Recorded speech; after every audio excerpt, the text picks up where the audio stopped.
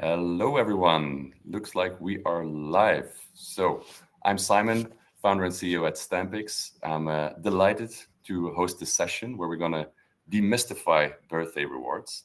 And the reason I'm so excited is actually twofold. First, because of the topic. It's very close to our heart here at Stampix. Many of the campaigns are birthday rewards. So, excited to do this deep dive. And the second reason is because of the panel that was able to bring to the table. I think it's a dream team, to be honest. We're going to look into existing research, but there's also some hands-on research done by our friend Adam here, specifically for this webinar. We'll get to that. And then, of course, we have the perspective of two iconic brands being IKEA and McDonald's. I'm going to, introduce the guests or let themselves introduce in a few minutes, but just a quick word on Stampix for those of you who don't know us. We are a provider of photo rewards, which are basically printed photos, as you see the lady holding there, which are prints of your pets, your travels, your children, personal moments that we print, ship, and deliver as part of a loyalty strategy as a gift, and and sometimes a birthday reward. Today, looking at the agenda, we're gonna tackle first of all Adam's research. Then we're gonna zoom in on the role of birthday rewards from a brand perspective. We're going to look at it from a customer's perspective, a member's perspective. We're going to look at some good and bad examples. And then obviously we also have to talk about ROI and why and how to invest in birthday rewards. So that being said, a few more things on housekeeping. The opinions shared by our esteemed panelists are entirely their own, so not necessarily the brands they represent or work with or for. There's also a lot of people in the chat room, and we see people joining as we speak. So feel free to drop your questions there. I have Gabrielle right in front of me who's keeping an eye on your questions. We're going to try and squeeze them in. If not on the moment itself, we're going to do it at the end if we have some time. And then the session will be recorded. If you have to jump off, make sure you have subscribed to our newsletter. We're going to share that recording, but also a mini guide on how to deal with birthday rewards if you're thinking about it. And there's a couple of polls, I think actually two, that will be coming your way. If you see that poll, do participate, give your answer, and that will make the screen go away. So that's all the practical stuff. So let me give the word to our panelists. And Niha, maybe you can kick us off with a quick introduction. Thank you, Simon. Can you hear me? Can everyone hear me? We can hear you. Thank you. Thank you, Simon. And hello, everyone. My name is Neha. I am part of Global McDonald's team. Over last 8 years in McDonald's, I had the privilege of doing some amazing work and being part of some of the amazing projects. But one which is most special to me is piloting and designing our very first loyalty program, which started from Austria, then Belgium, and now 70 odd markets around the world. Uh, for today's webinar, I'm personally very, very excited because we are going to talk about something which universally is one of the most known topics, which is birthdays, and how birthday rewards can unlock real emotional connection with our customers. And birthday rewards may look simple on the surface, but once they are done well, they unlock something really powerful, which is birthday plus reward equal to joy. Joy for the customer, joy for the brand, because it really brings out loyalty in a human way. So, this session, I'm really looking forward to demystifying with our esteemed panelists and, of course, you, Simon and Gabrielle. So let's see what comes along, and I feel from my side, I promise you to feel to be authentic, and I will share what I have learned over the years in McDonald's and other companies I had the privilege to work for. We count on that. Thank you, Nia, so much for that introduction. Flipping it over to Kirsty. Yeah, hi everyone. I am currently working as the marketing leader for rewards from IKEA Family. So this is with Inca IKEA, and actually in the middle of a bit of a rollout process at the moment. I think some of you guys will already know this, but yeah, rolling rewards out to 30 markets. 17 are live currently. But I've been working on this since 2022 with the pilot in Portugal. So it was slow at the start, I would say, but now we're definitely in a much kind of quicker cadence of rolling this out to everyone.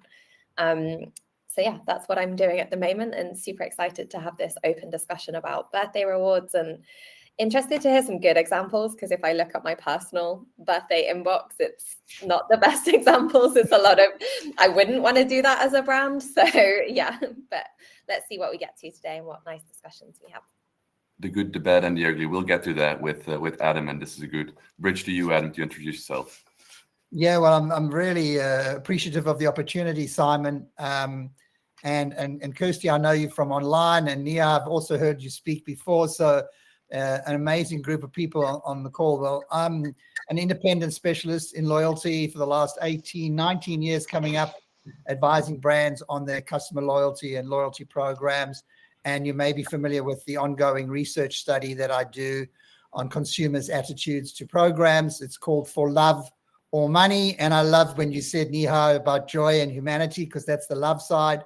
But let's see if there's any money in birthday rewards. We'll talk about that in a moment. So yeah, I live and love and breathe programs of all shapes and sizes with different organizations. And Simon put me under pressure because he said, he wrote to me one day a week or so ago and saying, have you got any examples of birthday rewards? And I said, well, in 2018, I analyzed 26 different or 27. And he said, oh, that's great, but have you got anything current? And then I said, well, it's my birthday this week, so maybe I'll give you some examples. And then before I knew it, I did an analysis, and he said, can we present it? And so, yeah, I am today, wherever you are. It's 9:30 p.m. in Australia. Very grateful for that, time-wise, but also the research-wise, Adam. Let's start by giving you a happy birthday wishes from all of us. We're very curious what you found, and actually we did have a look already. We're going to go through a lot of slides that you prepared, but quite fast. But I think it's really relevant to kick us off, because it sort of submerges us into the consumer side, what's coming our way in our inbox. Some people in the audience may not look at their inbox. Others are maybe very passionately hunting for points and perks. So we're gonna look at some examples, and Gabriel will pull up your slides, and we'll let you take the word from here. Yeah, okay, thanks. Well, let's just kick off, and I'll go at speed here. So Simon, if you get a speed wobble, just let me know or give me a yell to slow down. But I know we're under time pressure. So so this started the 15th of November is the day, in case anybody wants to know. It was just past.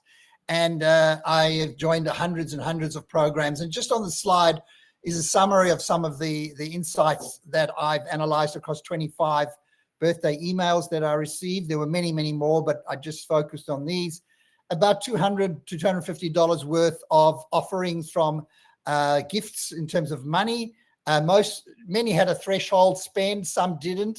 But if I added up the discounts and if I spent on those brands or businesses, it seemed to be around $250 odd in value across those, varied quite significantly. That was the money side. But arguably the most desirable birthday gift was, in my humble opinion, from the Paddock, which is Oracle's Red Bull Racing program. It was just positioned with a lot of excitement, and clearly it's an amazing brand and category.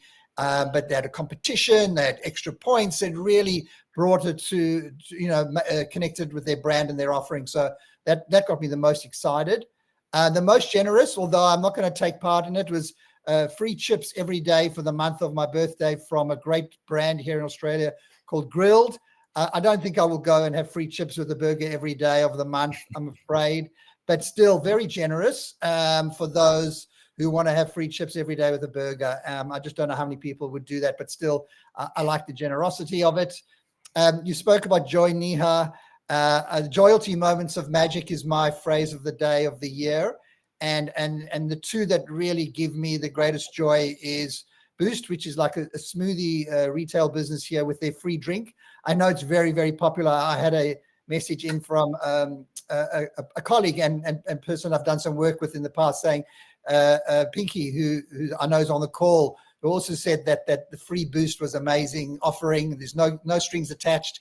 And Baker's Delight, which is a bakery of about 500 plus franchise stores here, and they give you a free scone of choice. And I get a lot of messages saying this just brings absolute joy and delight.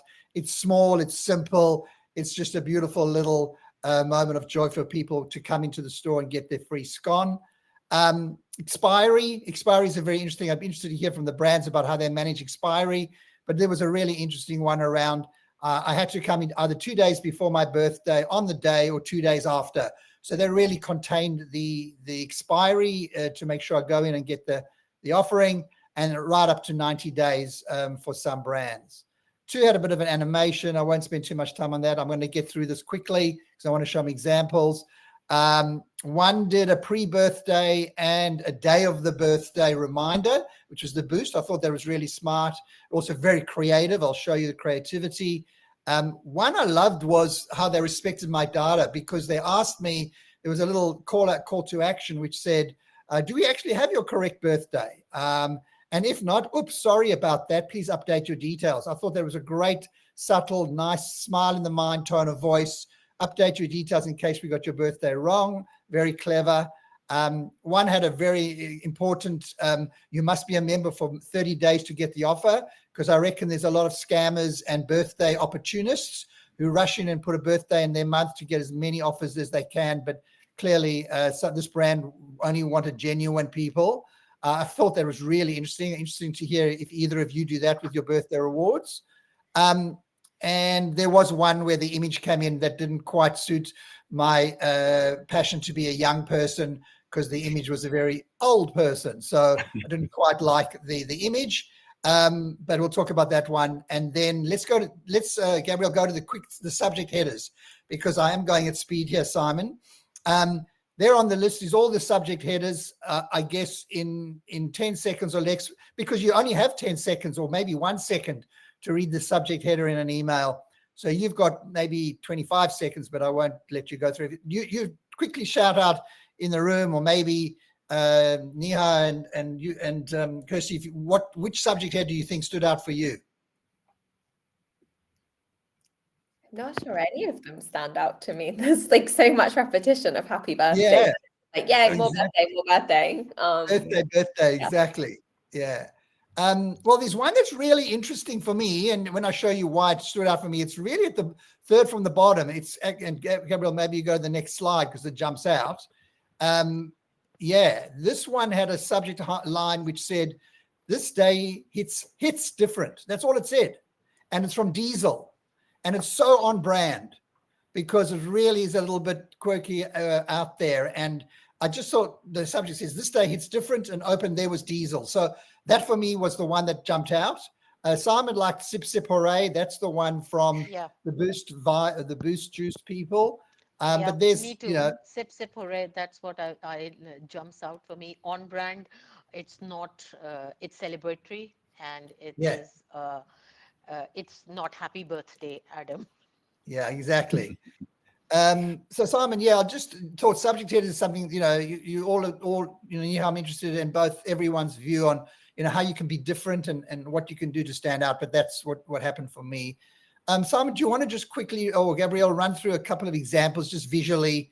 There on a page, if everyone can see the grill, the hamburger one on the first. There's the older man that I didn't quite like from my insurance company. Maybe they're preparing me to make a claim. I'm not sure.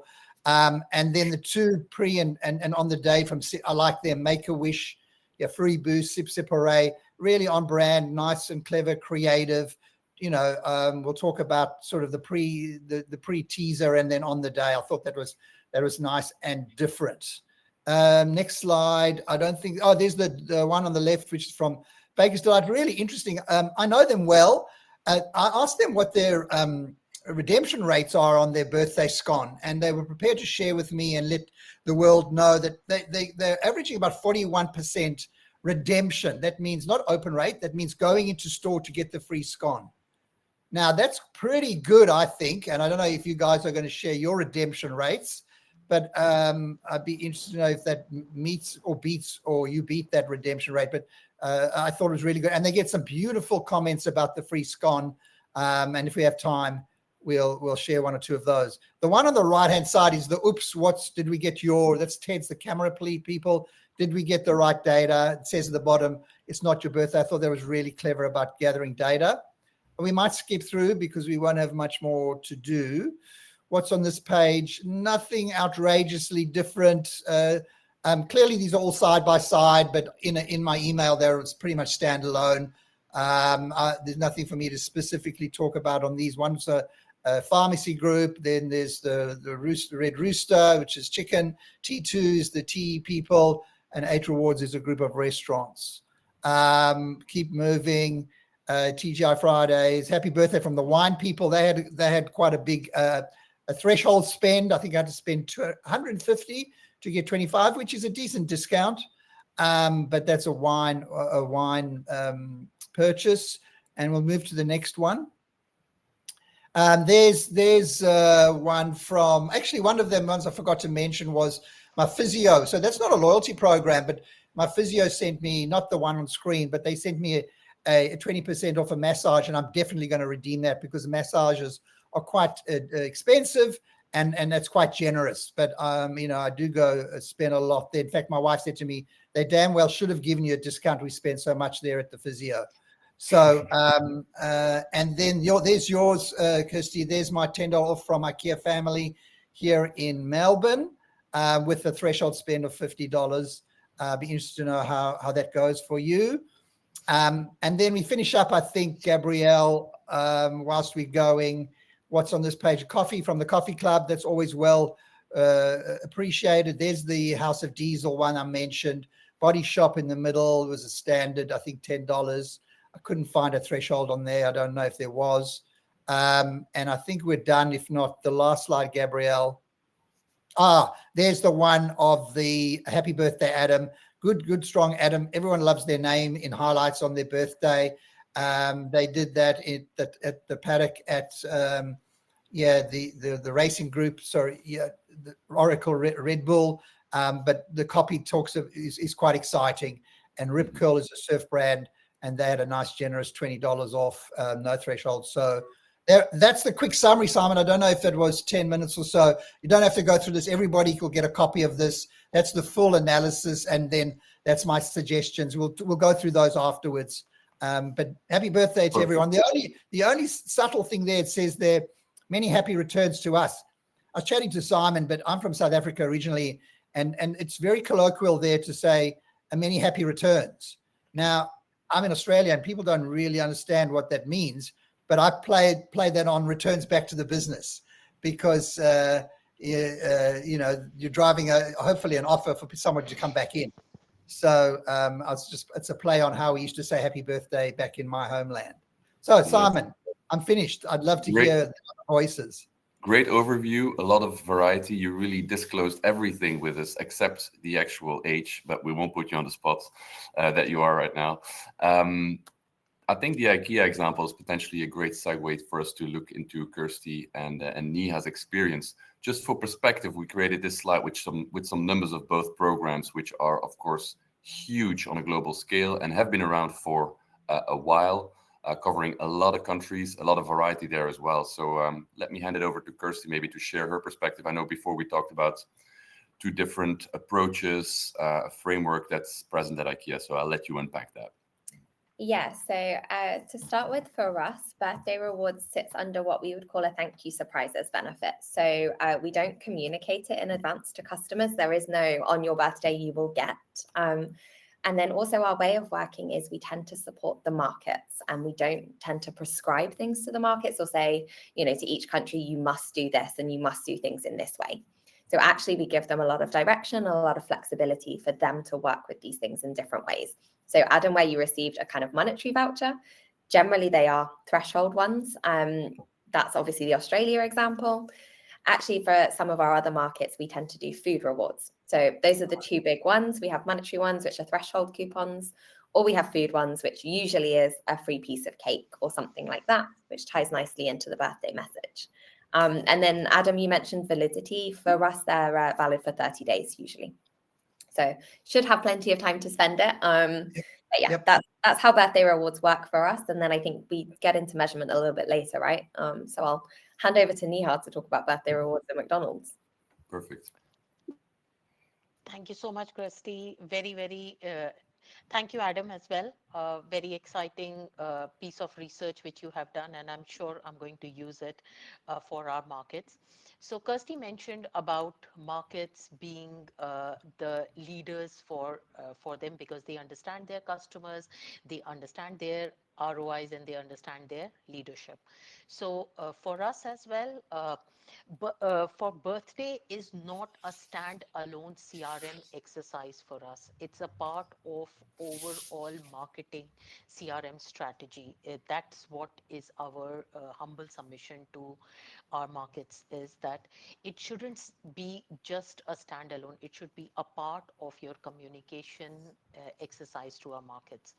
And based on all the work which our markets have done and different markets have done at different point of time, some of the rewards or some of the best practices which stand out, which gives us a global playbook for or a handbook for our markets are uh, the first one is give customer a choice, because for us McDonald's, uh, it's a democratic brand, and customers come at different point of time, and not every reward is applicable for the same time.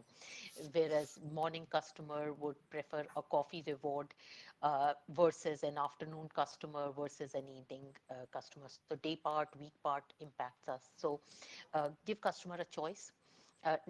Do not try and give complicated discounts, and ease of redemption is what stands out the maximum for us. How quick and easy it is for us, for the customer to redeem the reward. Another point which stands out and which has been discussed briefly is the overall experience. So not only on the emails but for the app. So our app is the moment of truth for McDonald's, for the entire CRM. So which means that how do we make customers feel on the app, and once they come on that, that's where the true realization happens. So which is so app takeover, uh, which is and frictionless redemption process, and how we make customers feel special on the app, whether it is through hero banners, whether it is through takeovers, whether it is talking about a different color for the whole month. We have tested all of these. So I think that's a any great introduction to both programs who are offering a birthday reward for members only, and especially for McDonald's, it's a strategic app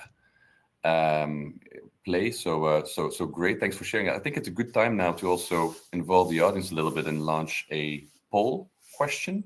So I'm very curious to hear, because in the introduction we talked about joy and bringing joy and being memorable. So very curious to hear which type of reward from a consumer perspective would be remembered mostly nowadays. So please submit your votes. Giving you a quick second for that.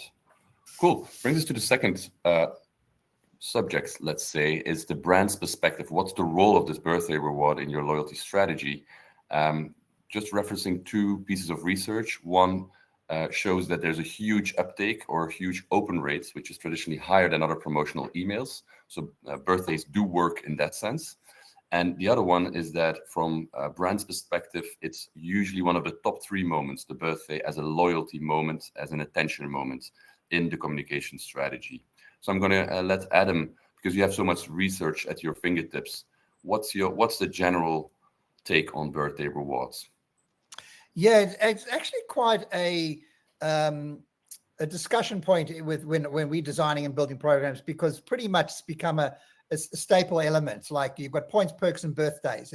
It's always like, what's the structure, and is there a birthday offering? Because it is a moment in your member's life which is worth celebrating. So our research for Love or Money looked at 13 different, I call them loyalty moments of magic, of which one was a birthday special treat or surprise, amongst many other ideas. And 2 years in a row, it was ranked number 1 by consumers, and then number 2 in the second year. So 1 and 2, as that's what they really want. So really, does the brand actually know that the benefit here, the member benefit, is fundamentally a really important moment in your member's life. I'm not talking about money at the moment in terms of the ROI yet, but I think it was Neha was saying, was like, it's really, and it's got to suit the brand. And it's almost like, I call it a brand ambassador. So you imagine if you send out your message, your email, your in-app, it's like, this is a little ambassador going out there. It's your little member ambassador, but it's your birthday offer.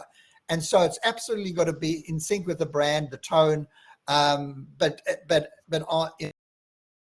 from what's in it and how you structure it, or clearly, there's so many different ways of doing it, including what Neha said in terms of making the redemption so easy. Because if you send out a birthday offer and it's just a absolute clunky, and you have to sweat to get the benefit, well, really, was that a moment of joy? No. So yeah, it is absolutely still desired, and it just depends on the brand as to whether it does return an investment. And so we'll talk about that maybe a bit later. So that's my view. Yeah, great. And so thinking about that return on investment already a little bit, is it a retention tool, the birthday? Is it a moment of brand building? Should it be more like a random act of kindness? These are all different ways of looking at it. So maybe Neha, you can help us understand better the perspective of McDonald's here. Thank you, Simon, for this question. And for us, I would say it is all the above. Depending on where you are in your journey or maturity of the loyalty program and how you treat celebratory movements as, because birthday is one of the most important marketing strategic connection with our customers, but it is not the only one. So depending on how the market, or for us the market, or for everybody as a brand would want to position it as, it serves all the purposes. And you mentioned return on investment, and I'm happy to share some of the generic ones because they are not specific to any McDonald's markets, but a collection of couple of them. And they're pretty specific because they're compiled by an agency we hired. So our birthday open rate emails are about 43.3%. And a generic one is 26.1%. So you can see that it is nearly doubling the open rate. And in terms of revenue, it is double digit. It is 300% more revenue generating uh, promotion, so which is the birthday. And we are talking here only about birthdays. So I'm not talking about anniversary or any other CRM program. I'm talking about specifically birthdays. And I'm just reading one more number. Yeah, this one is very interesting. So birthday program for us has over the years created 18 to 30% increase in spending and visit frequency in an year for the member who has redeemed the reward. And that's a pretty substantial number, and that gives us the logic or a simple maths why you should engage in birthday program is 18 to 30%. And here I'm talking about all mature and new markets, and it's a compilation, smaller and bigger markets like US. This data comprises of almost everybody. So it's a pretty robust reason to invest. to invest in it and do it right. And I'm guessing, but maybe you can confirm this, that it's more a frequency driver, that they come back earlier or than they normally go, or is it also, do you see higher spend because of the birthday as well? We have measured frequency, and this number is talking mainly about frequency. And you have given me a good, it's something which we should measure is the average check. On loyalty members spend 39% more during the birthday month. This is a pretty standard all market, but we are McDonald's, and our frequency is 2.8 average per month. So that's a number which is pretty open. So I'm happy to discuss that. Yeah. So that's a great benchmark. Kirsty, can you help us understand how you look at it from an IKEA perspective? Yeah, so I would say we're on a little bit of a journey with this in IKEA, actually. So in the past, the markets have had a lot of freedom to kind of do this however they want. And we've not always been the best at kind of sharing between the markets, those learnings, or kind of having a really good overview at a global level either. So actually at the moment, we're in a bit of a kind of mapping process. What are the countries doing? How is it working for them? Doing a lot more kind of global follow-up so that we can share best practice and recommendations across the markets. What we do see is that food obviously drives in-store visitation, whereas the monetary vouchers drive kind of online sales. So that's a big difference there. I would say also from a kind of redemption point of view, certainly not the numbers that you shared about the bakery, I think it was. Nowhere near that. Redemption is slightly higher with the food. But yeah, it's not amazing numbers, I would say. Unfortunately, I can't share specific numbers, but it's not the highest of redemptions. And we're very much learning that this kind of one size doesn't fit all approach. So it needs to be kind of flexed and tailored, certainly to the different markets and also to the different customer types as well. So lots for us to learn, I think, at the moment. I can also say that I know the UK team did a little kind of extra analysis on did it drive incremental sales, and found it didn't for them. So that might just be a UK market thing where it didn't kind of work for that country. But actually, yeah, they've already taken that analysis a step further and found for them it didn't work. So yeah. Interesting. And I think we discussed this earlier. There's also a geographical element. You have a McDonald's very near everybody, but not necessarily in IKEA. So that can also result in lower uptake, obviously. And I think there's also something, and I don't know, Adam, whether you've done any research, but it's one of the things we talked about the other day, Simon, around your frequency of interaction with the brand. And then how does that play into birthday rewards from a customer point of view? Are you more likely to want to receive a reward from a brand that you engage with every week versus a brand that you engage with 3-4 times a year? So I think there's also those types of differences to take into account as well. Yeah, and that's a perfect bridge to the next one, is looking at that customer expectations, emotional value. The research shows, yes, they want it. On the other hand, it's a bit nuanced, and confirmed by Adam as well, is that the appetite is declining a little bit. It's still very popular, but it has been more popular. And that raises the assumption that there's more brands adopting birthday emails. So the inbox gets pretty cluttered. So it's harder to stand out. So that's the next tough question I want to present. And maybe we can start with Kirsty. How do you make it distinctive? How can we stand out when the birthday comes? Yeah, this is where I was looking back at my birthday rewards that I've received. And maybe I'm the worst customer because I don't get any good birthday rewards. And very interestingly, Adam, you shared Boost as a good example.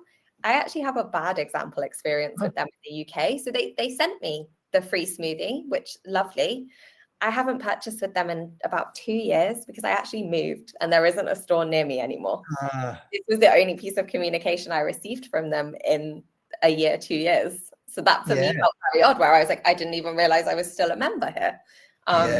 So I had a lot of those. And I also had a lot of kind of what I would call bare minimum kind of 10% off threshold. And I get that for giving you my email address when I first sign up. So then it doesn't feel any different or any better for my birthday. So yeah, I've probably only really had bad experiences. Neha, I think you had some really good ones though. Yes. Yeah, I mean, yes, I do have some of the very good ones as well, and some of the not so good ones. Since you talk about not so good one, let me talk about something good one.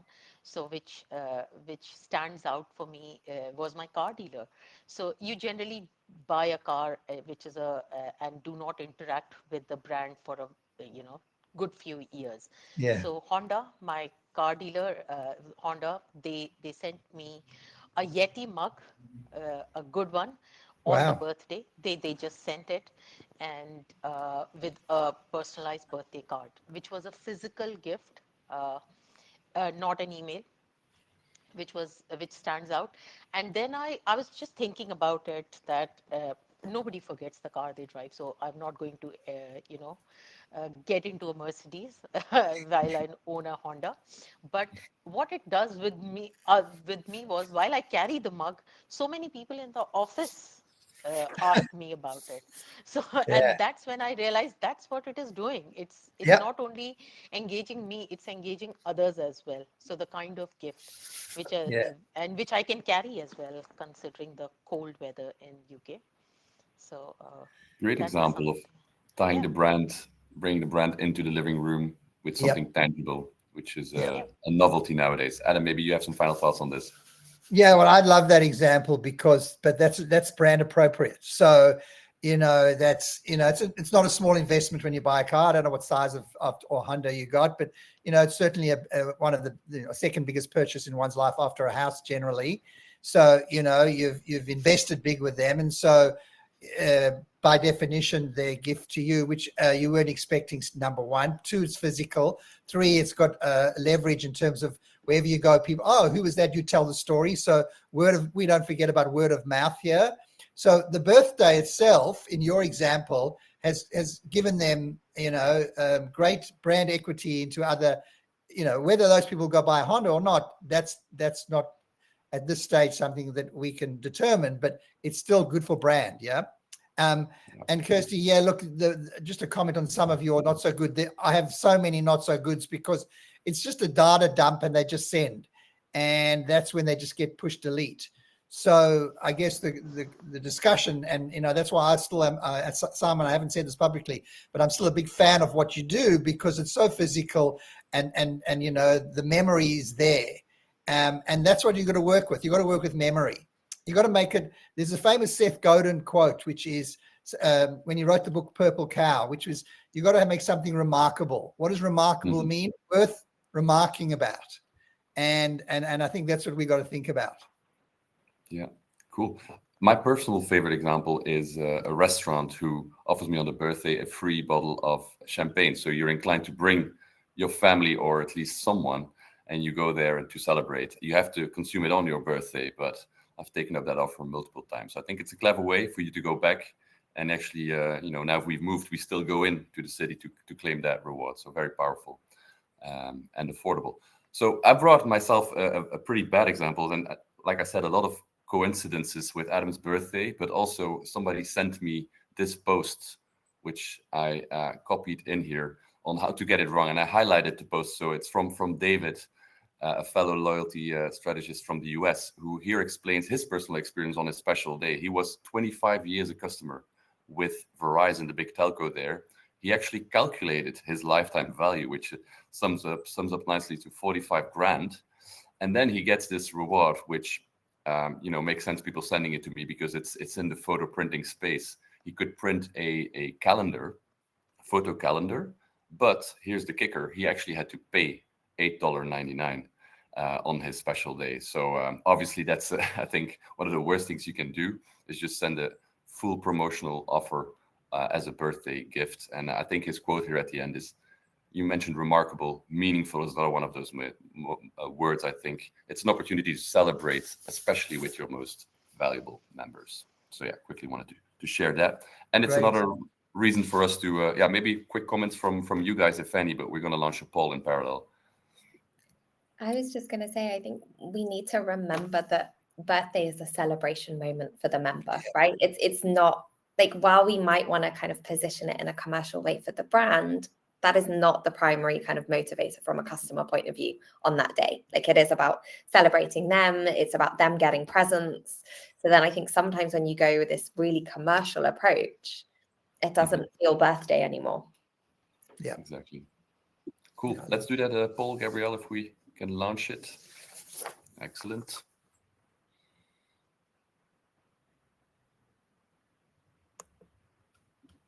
Okay, giving everybody a quick minute. So we're already quite advanced in time. So I'm going to kick off the last segment, which is where we talk about ROI. We had a post, and that really triggered us to do this this webinar here. And one of the comments from many strategists was, how do you defend investing? So there's a lot of people in the industry who want to do a generous birthday reward, but obviously there's a CFO behind you who asks you to justify that investment if you're going to be generous and celebrate that moment with your most valuable customers. So I want to hear from you guys if there's any tactics, how you deal with it, what do you measure to justify the investment? We already had the 41%, which is a very high benchmark on redemption. But do you guys measure a short-term effect, and is that enough, or do you want to see a long-term effect on customer lifetime value and retention over time? So maybe Adam, you can kick us off here. It's a really interesting question because um, you've got to come back to, well, why do you have the birthday offer?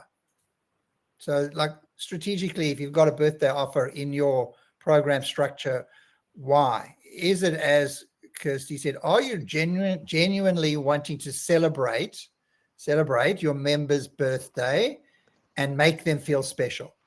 Do you want to do that? Yes or no? Or do you want to add contribution of an incremental spend? Yes or no? Or do you want both? So the tension there is, if you want to celebrate and make them feel special, well, how deep are your pockets? How far do you go? But you do want to be commercial as well, because you'll break the bank otherwise, depending, especially if you've got 185 million members, like some of you on the call have. You've got to be really careful with the finances behind the program, and building a business case in a sense of trying to prove, a profit or return, that extra visit as Neha, or that spend more in that month. But you've got to put something in market to test and learn. If you don't put something out and you haven't got an A/B test or some kind of a test to prove its worth, then soon you'll see it as a cost. So it's a tension. I'd really be interested from the brand's point of view of how they justify. And I heard those amazing stats from Neha, but I would suggest, but Kirsty, you're still exploring that.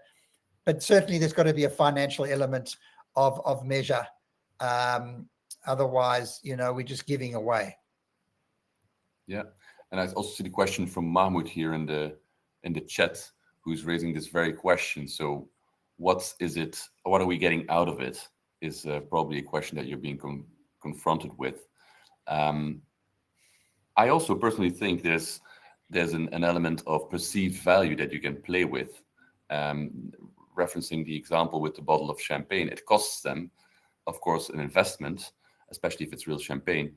But you're bringing 4 other people to the table who you can get back or introduce to your brand or your chain. So it's also an opportunity. So that just balancing and measuring the differential there is a way to go. Neha, you mentioned all the stats. Maybe it's good to recap them again. And how would you answer the question from CEO, CFO? What do we get out of the birthday rewards? Yeah. Thank you, Simon, and thank you, Adam, for highlighting. The stats which we have mentioned are industry, so they are not very specific to McDonald's or one market. So just a caveat, they are very industry specific. And like you mentioned, CFO are marketing leaders' best friends, as you know. That's what we say. So, so when I am dealing with, and our markets and our teams have to deal with multiple CFOs and finance leaders. So I'll start by saying a quote which we use and use to death to engage with CFOs is true loyalty. So I'll start with a quote. So true loyalty is built on emotions. So when you make someone feel special, even for a moment, you create a bond, Yeah. and that goes far beyond the transaction. And then CFO says, move on. So, and that's so that's when we move on with that foundation. And so we measure multiple things, and some of the things are easy to measure, quick to measure, and show you. So engagement metrics, so whether it is open rate, redemption rate, click throughs, they are fairly easy to measure and fairly quicker to measure. So we do that.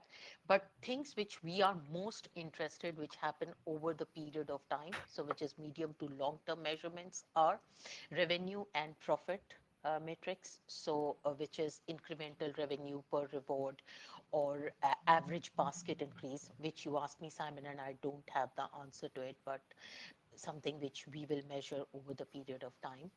And something which we intend to measure, and some of the markets have ventured into, is behavior and loyalty metrics, which is, have we changed the behavior, have we moved the customer to a different tier. uh, those are the metrics which our finance team would be very interested in, and which become a bigger case study for others as well. So these are the metrics which we measure. And in terms of what, Simon, you wanted me to bring out, something which really stood out is the open rate, which Mhm. I mentioned is 43.3%. It's an industry standard for the food. And so that is something which is a big case study. Yeah, and Niha, your birthday reward actually drives a revenue peak, which is already a good justification for any CFO. Pavel here in the chat also makes the case it's just the appropriate thing to do if you're trying to build a relationship, if you want to create that emotional loyalty. So maybe Kirsty, you can, with the example of the UK in mind, who stepped away from it. What's your personal view here? Do you think it's just the appropriate thing to do, regardless of financial metrics, or do you have a business case to present? I think I think it depends on the customer's relationship with the brand. So if I think about my personal situation, it would be a brand I interact regularly with or have high engagement, high spend with. I kind of expect them to send me something for my birthday or acknowledge the day. Brands that I'm maybe not as close to, or, I purchase from you once in a year, actually for me, it then feels a little bit weird for you to acknowledge my birthday. It's almost like we're not close enough for you to be sending that to me. Like, I don't expect that from you. And then I think we definitely have an opportunity, both in the industry, to kind of look at how this has a long-term impact. And then I don't think we're necessarily there yet in terms of how well we measure that emotional connection with our customers. We talk a lot about the importance of it, but it is very difficult to follow up and measure and kind of track how that changes over time and how things like birthday can have an impact. So I think we often come back to the kind of simpler metrics of, we're definitely following up on open rate, click rate, redemption rate, channel of redemption, things like that. But yeah, do we really understand what this means for our members long term? And I think maybe somebody out there is doing this amazing work somewhere or has early starts of it, but I think we have a lot to learn when it comes to that. So here maybe a quick follow-up question for you, Kirsty. Charlie's asking, how did you convince the CFO to do the test and learn in the first place? So I would say the threshold vouchers obviously kind of safeguard that in terms of how much you're giving away, because actually you're guaranteeing that spend. So they are a little bit kind of safer from a CFO point of view. We also have a bunch of other tests that are not necessarily birthday related, but threshold voucher related. So we can look at those and go, okay, I'm making up figures now, but we can say $10 or $50 is a good one. We get this kind of redemption, this kind of return when we do that level of threshold voucher. So that's kind of well tested in different channels for different moments and almost repurposed for birthday. So yeah, that's one that is quite easy to get over the line, I would say. But a kind of Niha's example of the Yeti mug, I have no idea how you would go to a CFO with that one. I think then you're looking at much longer term brand metrics, and it's probably a lot fluffier in your discussions, which CFOs don't always like. Brand equity. So yeah. I think that's what Adam mentioned, brand equity, which is going to capitalize over the long term. So much harder to measure indeed. Very tactical here. We have a question. Should the birthday reward arrive exactly on the birthday? Is it acceptable to deliver it or offer it, I guess, before and after? Is it maybe impolite otherwise? We saw some examples from Adam, but curious to hear your take. I think before or on the day is fine. After feels like you forgot me. Oh, yeah.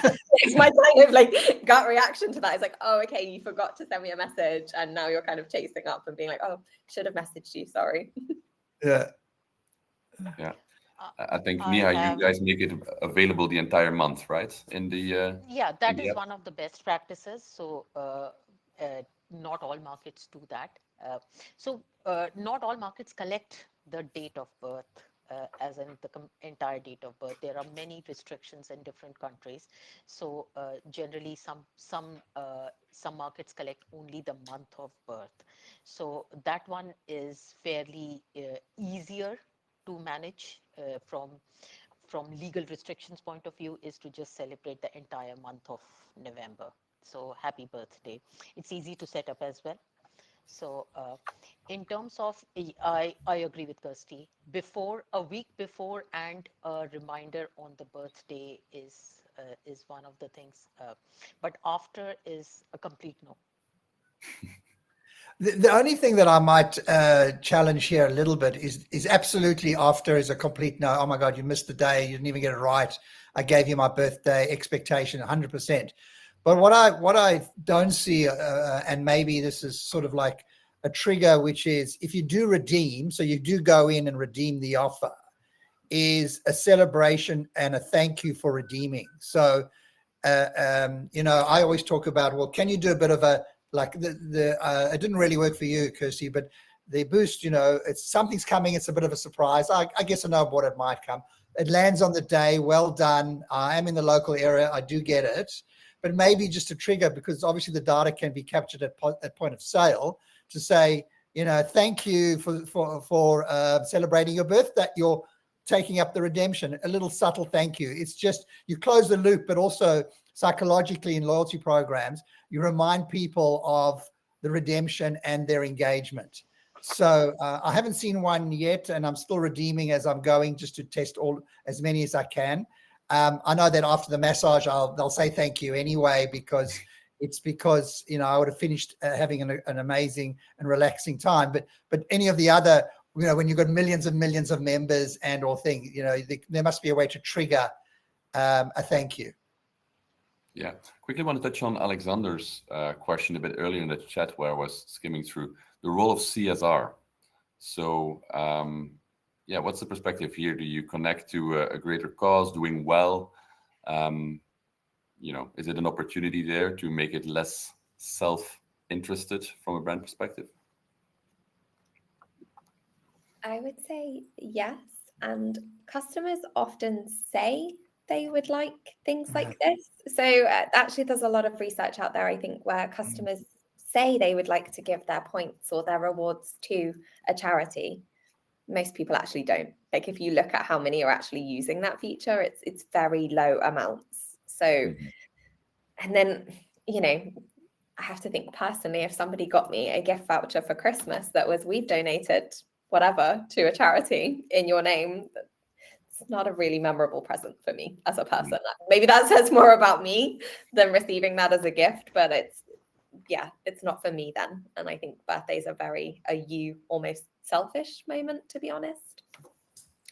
We have some experience at Stampix from Accor, the hotel loyalty program, where it's apparently pretty popular from their experience, but as a member, a tier benefit that you can, support a good cause that they work with.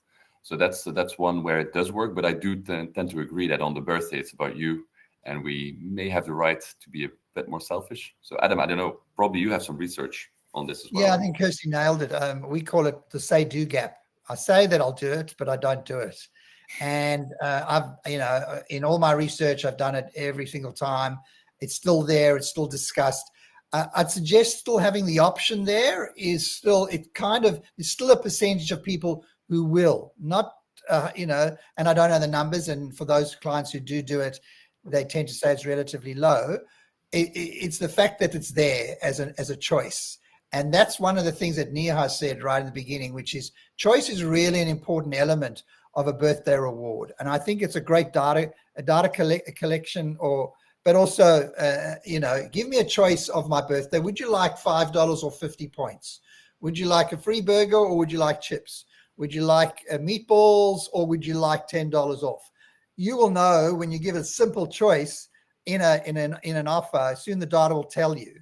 But also gives your member a little bit of control, as they say, because don't just tell me I'm going to get 10% off.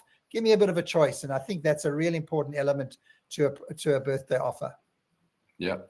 Maybe one quick question I still want to serve you guys. I'm not sure if we can have the answer, but Jonathan Haywood asks, what advice would you give to brands who want to capture the dates of birth from existing customers? So if you have a database where you don't have the date of birth yet, what's a good level of date of birth capture as a percentage? Probably not data that's available at the fingertips, but curious nonetheless. I don't know myself, so I can't answer that one. Yeah, we may have to do some follow-up research on that one. I think at IKEA we have it for most people, but we will have asked it at sign-up stage. Yeah. And maybe Neha's suggestion when you talk about data capturing and sensitivity in certain markets to have a birthday month. Ask only that rather than the exact date can be a tactical advice here. And the other tactical advice, and if you go into all the application forms online anywhere on mobiles, when you're either joining a program or, and they ask for date of birth, whether it's month or actual day or whatever it is there a clear and transparent reason why? Does it actually roll over and say, it's for your birthday, we want that? Why are you asking for that data point? When you don't give a reason, you won't get you'll get less. If you have a good reason, and usually it is a birthday offer, reward, surprise, and by the way, IKEA do a brilliant job with their sign-up form and how they share back the benefit of the value exchange of the data. They really, and I'm not, even though you're on the call, I've analyzed that here. For me, a poster child. I always talk about how well and clear you explain why you're asking for the data points. And then, so if you give a good reason, you'll get more. Yeah, makes sense.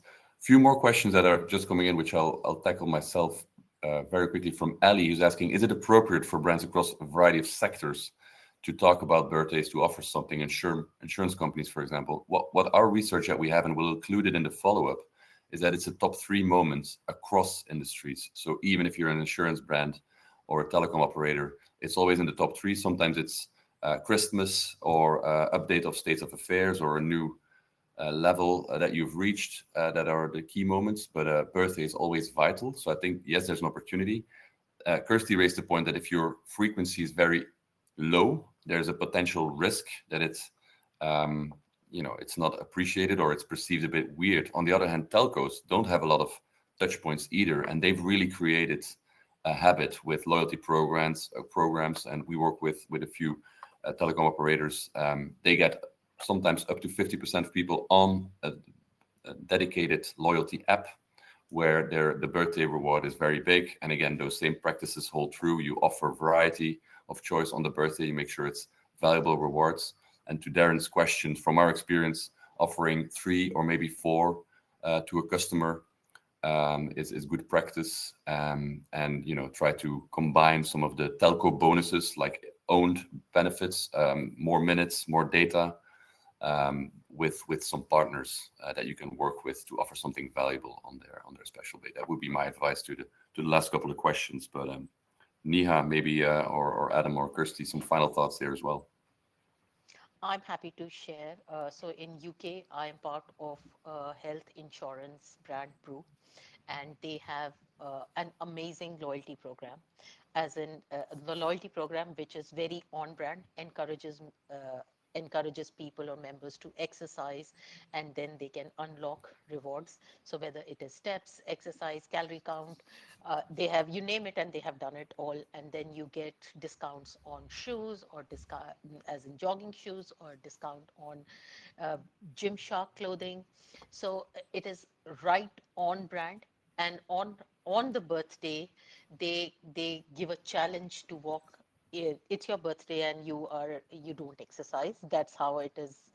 I'm not going to exercise today, but they challenge you to do it, to do 10,000 steps and unlock something, so which is even more special. Totally So on brand. do 10,000 steps, yeah, and or do these many calories, whatever you are measuring. So that you can measure number of things, whatever you are measuring, do it on the day and unlock something very special. And No. as an insurance, they get the full data, so there is no restriction for them not to get date, month, and year. All 3 of them they have. Yep. So yeah, so it is something which is, I think they have quite apt. So from Starbucks coffee to cinema tickets to discounts on relevant brands, they have done it all. So very, very good example. Yeah, I great would say. example. Adam, I know you still want to say something, but we're nearing the end. I love that example. It's brilliant. And usually that offer that you get, that very special one, is a partner, and you brought it up, Simon, is a partner related offer. So potentially funded by a partner, which, OPM, other people's money, is good to provide to your member base, and can help the CFO as well. But I love that example. So on brand, Neha. Yeah. Adam, let me put you on the spot one more time. So if you have 3 steps to build a valuable, meaningful birthday reward, what would it be? Only 3. A valuable, meaningful birthday reward. First of all, clarity. Number 1, why? Why are you celebrating your member's birthday?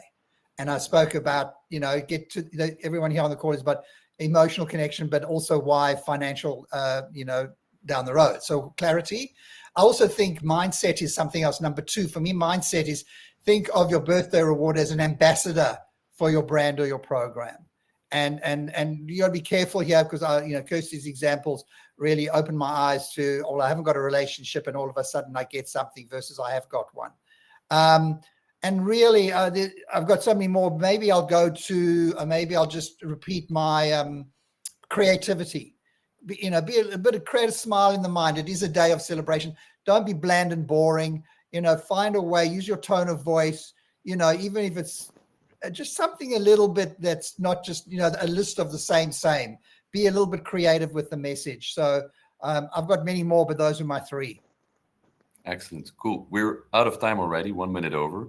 I did promise a little surprise at the end. Last time we did it as well. We offered people to get a free branded sample. So this time we're taking it one step further. If you're thinking about a birthday campaign or you want to resurface it or redesign it, you can, I'm giving everybody a minute to scan this, but we can actually give you a designed email template, branded samples. If you want to play around with photo rewards or any other rewards, it can be useful to have that already designed and built to share with your team internally. So we're happy to offer that as a team at Stampix and offer it free of charge for all clarity. So giving you a few minutes for those who want to scan it. If not, we can share it in the follow-up comms. But that's it. Let me remove the slide again and give everybody, especially the panel, Adam, Kirsty, and Neha, a big thank you for this valuable input. And we look forward to reconnecting and sharing all the learnings in the document later on. Thank you, guys. Simon. Thank you, Neha. Thank you. Have a great day. Thank you so much, everyone. Bye. Bye. Bye. Bye.